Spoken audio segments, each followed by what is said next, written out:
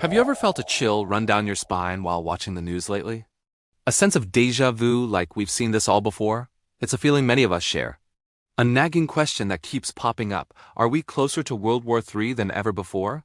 This isn't about fear-mongering. It's about understanding the world we live in. So let's take a deep breath and look at the facts, the history, and what makes today different. History doesn't repeat itself, but it often rhymes. That's a famous quote for a reason. Think back to the years leading up to the First World War. It was a time of intense nationalism, complex webs of alliances, and a frantic arms race. European powers were carving up the world, their ambitions clashing in colonies far from home. Tensions simmered for years, a political powder keg just waiting for a spark. That spark, the assassination of Archduke Franz Ferdinand, seems almost insignificant in hindsight, but it was enough to ignite the entire continent. The intricate alliance system, designed to keep the peace, instead dragged nation after nation into the abyss. Then, fast forward just 2 decades. The Treaty of Versailles, meant to end the war to end all wars, instead sowed the seeds for the next one. It left Germany humiliated and economically crippled, creating fertile ground for extremist ideologies to take root. The League of Nations, a bold idea for global cooperation, proved powerless without the will of its major members. Nations pursued their own interests, appeasing aggressors in the hope of avoiding conflict, only to make that conflict inevitable and even more devastating. In both cases, a series of seemingly small events, political miscalculations, and escalating rivalries created a domino effect that led to global catastrophe. It shows how fragile peace can be and how quickly simmering tensions can boil over into full-blown war. Now look around us today. Does any of this sound familiar? We're seeing a resurgence of strong nationalism and shifting global power dynamics. Decades-old alliances are being tested and new ones are forming. We have multiple simultaneous hotspots flaring up across the globe, from Eastern Europe to the Middle East and the Indo-Pacific. Each conflict on its own is a serious regional crisis. But what's truly concerning is how interconnected they are. Economic sanctions on one country cause energy prices to spike in another. A blockade in a key shipping lane disrupts supply chains thousands of miles away. Diplomats are working overtime, but the rhetoric is getting sharper and the red lines are getting blurrier. It feels like the world is holding its breath, as major powers engage in a high-stakes chess game where the pieces are real and the consequences are enormous.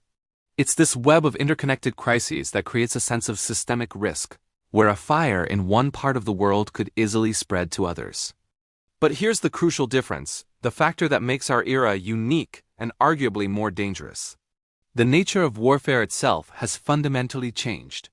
When we think of World War, we might picture trenches or massive naval battles.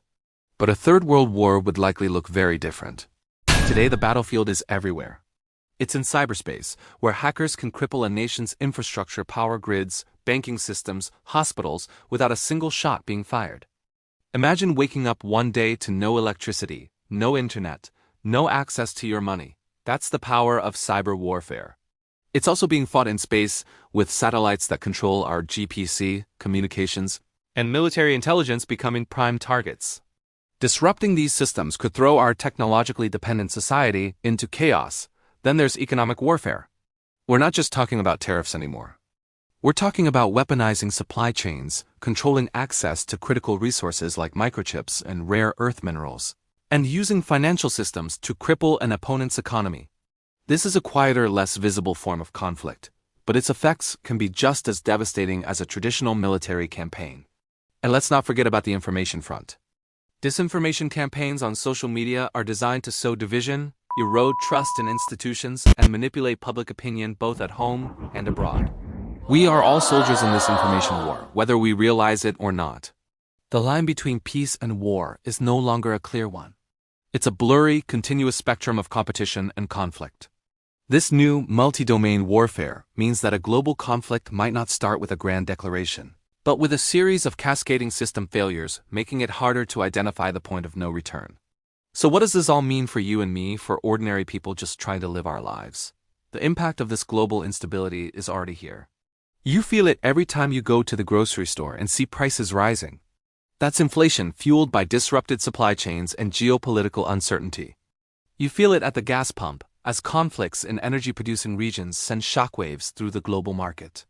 Businesses are struggling with unpredictable costs and access to materials.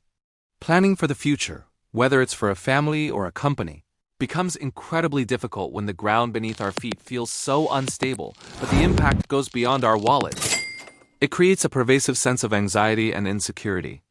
It can make us feel powerless, watching these massive global forces play out on our screens.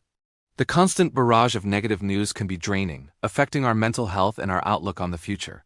This isn't just a problem for politicians and generals. It's a problem for all of us. The globalized world that brought us so many benefits, like cheap goods and easy travel, also means that a crisis on the other side of the planet can directly impact our daily lives, our safety, and our well-being. Peace is not an abstract concept. It's the foundation upon which we build our lives, and when that foundation starts to crack, we all feel the tremors. So, are we on the brink of World War III? The honest answer is, nobody knows for sure. The parallels to history are unnerving. The current global tensions are undeniable. And the new forms of warfare introduce a terrifying level of unpredictability. But there are also reasons for hope. The very interconnectedness that makes us vulnerable also means we have more to lose than ever before. Global leaders understand the catastrophic potential of modern weapons. And unlike in the past, we have instant global communication, allowing for diplomacy and de-escalation in ways that were previously impossible.